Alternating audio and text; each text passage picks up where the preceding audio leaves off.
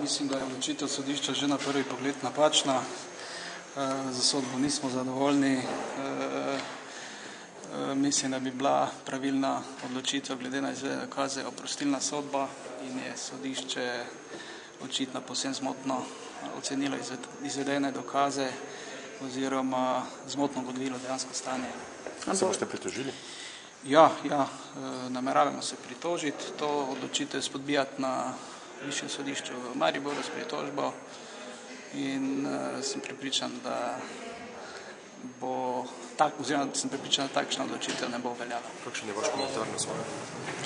Tudi, če mojemu klientu grozilo za prvo kaznivo dejanje 5 let zapora, za drugo 2 leti, pa izrečena 9 mesecev, nikakor ne bomo tega sprejeli in se bomo seveda po prejemu pisnega odpravka sodbe pritožili vseh pritožbenih razlogov. Dovoljni glede na to, da je sodišče prisodilo nižjo kazen, kot ste jo predlagali?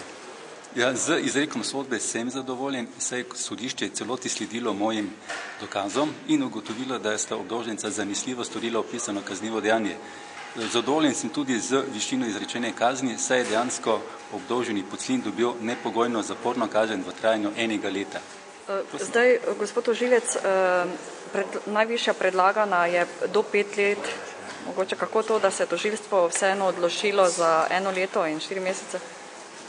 Za takšno predlagano kazen sem se odločil iz razloga višine premoženjske koristi, ki jo je obdolženi pridobil.